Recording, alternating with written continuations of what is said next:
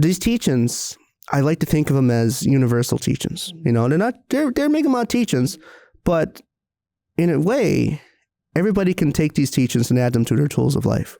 Hey everyone, I'm Salome Barker. And I'm Morgan Toney, and we're talking with Indigenous musicians from the East Coast. We're getting to know the story behind the line. And doing a deep dive into the meaning of their lyrics. Shall we get into some tunes?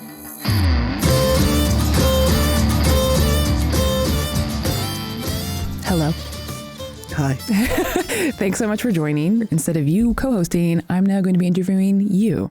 Yeah, that was a surprise.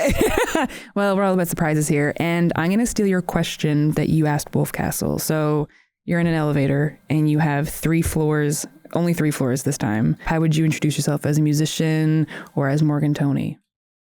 I would probably just say, okay, well, my name is Morgan. Yeah. I'm Indigenous. We're Mi'kmaq. We're from the Mi'kmaq Nation, Mi'kmaqi, Nova Scotia. And if I had 60 seconds, I would say, well, if you come to Cape Breton, you're going to hear a lot of Cape Breton fiddle music. But because I'm Indigenous, what we do is we blend the Mi'kmaq music and the Mi'kmaq teachings, the Mi'kmaq songs with the Celtic fiddle, the fiery Celtic fiddling of Cape Breton Island, and put it together, the Mi'kmaq and Celtic, Mi'kmaltic. Megameltic? Mi'kmaltic. Megamaltic. Yeah. Okay. I came up with that one. All right. Well, listen, it sounds great. The meat feeds the belly and the heart keeps us warm. Using every part right down to the bone. We're talking about your song, Netukulimk, and there's a lot of concepts behind it, and there's a lot of importance and law that comes behind it in terms of Mi'kmaq culture and how we live with the natural world. So could you, talk about the significance of the story behind it or why you felt it was important to get a song like this out there? Yeah. So it really comes into the fall months. Mm-hmm. So a lot of our Mi'kmaq hunters and gatherers, they always meet up. They always coordinate a time, a weekend, to go to the Cape Breton Highlands. Mm-hmm. And there's a piece of land on top of the Cape Breton Highlands. There's like this big airstrip. And all of our Mi'kmaq communities bring their communities and their trailers and their kids and their families, and they all just like camp out on this airstrip.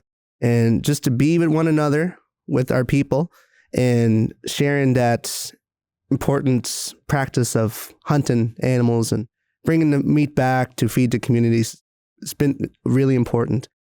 And what's really interesting about it is when a hunter goes and catches a moose, the hunter brings the meat back, gets it butchered, and there's like freezers full of moose meat.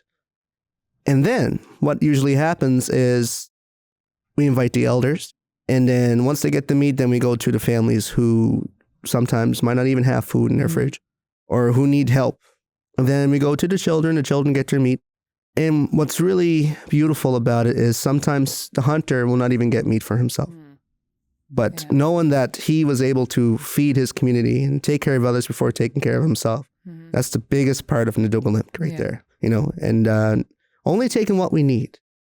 That actually perfectly leads me into my next question of the specific lyrics in the song that stood out to me were, no trace left is how we leave, and we never take more than we need. No trace left is how we leave, and we never take more than what we need. Was there a specific reason why those lyrics were important to be in the song to like further explain what Netukulimk means or is? Yeah. Yeah. When we catch a moose, every single part of that animal is used, whether it's for tools, for clothing, we bring all that meat back, and the guts of the moose is always left behind for the other animals in the area. So we really leave no trace, and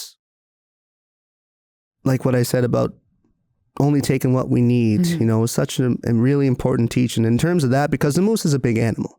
Like one moose can feed an entire community. Yeah. That's where that lyric came from.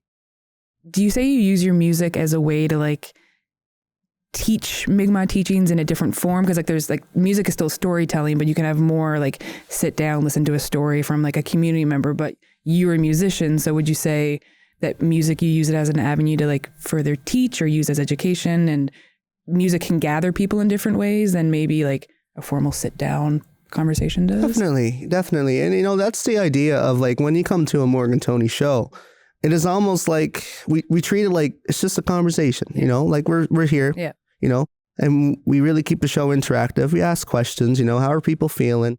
And we teach all the teachings that I know growing up, taking part in ceremonies and stuff.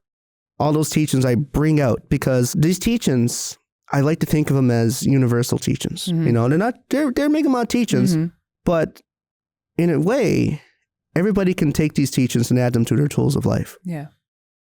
And we really take pride in our set lists too. Like it's all lined up perfectly where it's a story from start to finish. It's a story from history, from the beginning of time to the present. And, you know, and it brings people back. And if I can like change one person's perspective, you know, my job is done. I'm happy. And I feel like the time is right. Yeah. And I feel like people need to know more about us. You know, we need to tell our story. Thank you so much for joining me today and not being the host, but being the person who's now answering all the questions for Good Medicines Behind the Line. So, Bilal, and for making time out of your extremely busy schedule today. No problem, Bilal.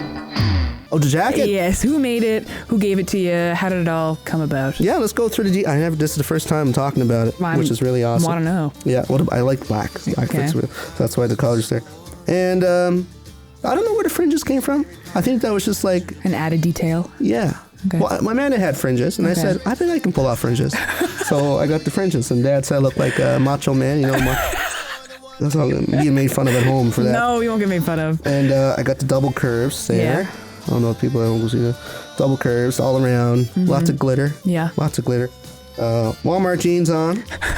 Because I didn't have the money to get the full suit. Get the full suit. That's coming later.